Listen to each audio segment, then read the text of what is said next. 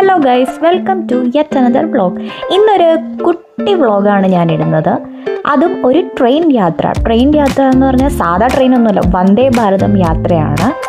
അപ്പോൾ വന്ദേ ഭാരതത്തിൽ നമ്മൾ എങ്ങോട്ടാണ് പോകുന്നതെന്ന് ഞാൻ നെക്സ്റ്റ് പറയാം. അപ്പം ഞങ്ങൾ കോട്ടയത്തു നിന്ന് ഞങ്ങളെല്ലാവരും കയറി, കുറച്ച് ഫാമിലി മെമ്പേഴ്സൊക്കെ ഉണ്ടായിരുന്നു. ഞങ്ങൾ കയറി ബാഗൊക്കെ വെച്ച് അവനവരുടെ സീറ്റിലിങ്ങനെ ഇരുന്ന് ഇങ്ങനെ വണ്ടി കോട്ടയത്തു നിന്ന് എടുത്തു. Hello guys, we are heading to Kannur to attend the marriage of our cousin. So ഇന്ന് നമ്മളോട് കുറേ പേര്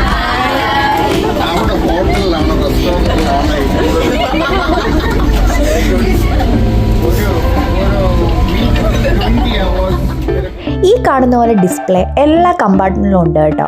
അത് ഭയങ്കര ഗുണമാണ്. ബിക്കോസ് നമുക്ക് അടുത്ത സ്റ്റേഷൻ എന്താണെന്ന് ഈ തെരെ ഫോണിൽ നോക്കേണ്ട ആവശ്യമില്ല, അതിൽ ഡിസ്പ്ലേ ചെയ്ത് കാണിക്കും.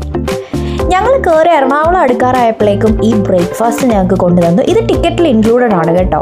അങ്ങനെ നല്ല അടിപൊളി ബ്രേക്ക്ഫാസ്റ്റൊക്കെ കഴിച്ച് ഞങ്ങളിങ്ങനെ യാത്ര തുടരുകയാണ്. ഇത് കണ്ടോ ഗൈസ്, ട്രെയിനിൻ്റെ സ്പീഡ് എന്താ അല്ലേ, 110 km/h. യാത്രയെപ്പറ്റി പറയുകയാണെങ്കിൽ യാത്ര വളരെ കംഫർട്ടബിൾ ആയിരുന്നു.